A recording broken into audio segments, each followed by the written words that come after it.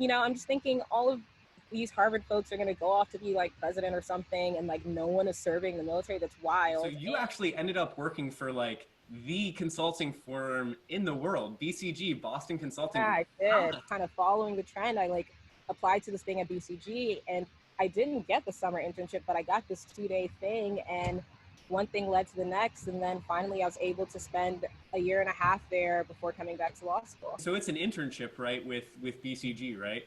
Hmm. I'm really curious to ask because I was blown away. I didn't realize until I went to college, and then I had other friends that were in technical careers. They would Hmm. go to like career showcase at UF, and they were telling me how much money they made. I had no idea you could actually make that much money in college. If you don't mind me asking, I'm curious, like, what's the salary range of an intern at BCG? Well, eventually, like it was called associate or summer associate, Right. and the first position, I think the salary is like 75,000 or 80,000 a year. It wasn't just in technical skills. It wasn't just in engineering. It wasn't just in coding or whatever. You're at Harvard. Now you've gotten into Harvard Law. You've got some experience working for BCG. You could go, the whole world is open to you. You're obviously an eloquent, well spoken person. How do you end up in the military? I think one, I was just really inspired by my brother. I thought he was cool, and I always like thought that I may get involved later. And then one thing happened where I was taking a class at Harvard called Justice, and it's with this professor who's really famous for like doing these on like online courses. His name is Michael Sandel. One of the classes was on whether or not we should be required to serve in the military, and a lot of times I say yes. I think like in general, my thought process, and I guess you'll get it from what happens in this class, is he then asks anyone who is in the military or has immediate family to raise their hands. And it was like five of us to raise our hands. And this lecture hall fits like 800 people. I think it was a couple hundred people in the room at the time. And, I'm just thinking all of these Harvard folks are going to go off to be like president or something. And like no one is serving the military. That's wild. And fun fact, during like the World War era, Harvard sent the most people to the military right after West Point. And so it's very different. And so that was my first thought. And then the second piece was that I was always interested in public interest. And when the election in 2016 went in a way I didn't expect, I like kind of like, I knew that I wasn't going to be working at the White House. And I guess there were other positions, but I guess I was just kind of not interested in politics as much at the time. I decided to take my job at BCG, but I still wanted to do something public impact. And the beauty of the military is that there's this 1 week in a month option. And so I decided to become a medic in the Army National Guard. And that's why I only did a year and a half with BCG, because I did 6 months training to be a medic.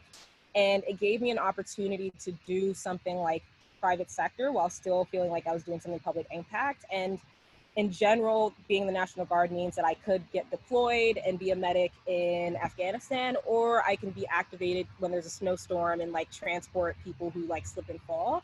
And most recently, I had the opportunity after doing that 1 week in a month and 2 weeks during the summer while at BCG, I actually was activated for the first time as part of the response to COVID. And so this last semester in the spring, I was both I was both working at COVID testing sites or like taking temperatures at the Maryland State House or what have you, as well as doing my online Harvard Law School classes. Wow, that's absolutely crazy because that's super awesome. Faith, I know that you've published a book, right? Tell me about that because that's kind of like an out of the box thing. Being someone who's what, Yeah, I guess you're like maybe 25, 26. yeah, Tell me about that. yeah. So I published a book. It's available on Amazon. It's entitled Veritas Diary of a Broke Black Harvard Student. And it just walks through my experience here.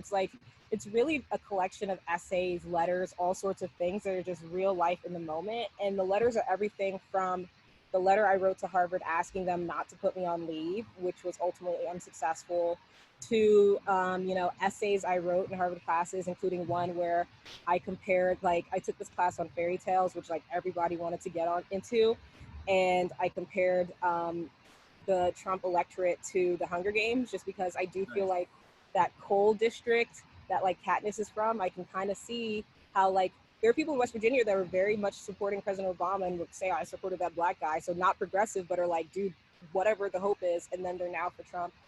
And my book covers all of that. It's like a great aid. I think it's a great aid for people who are applying to schools because it does include all my admissions essays. And in general, it's just the sort of thing where it's like, believe I have something to say.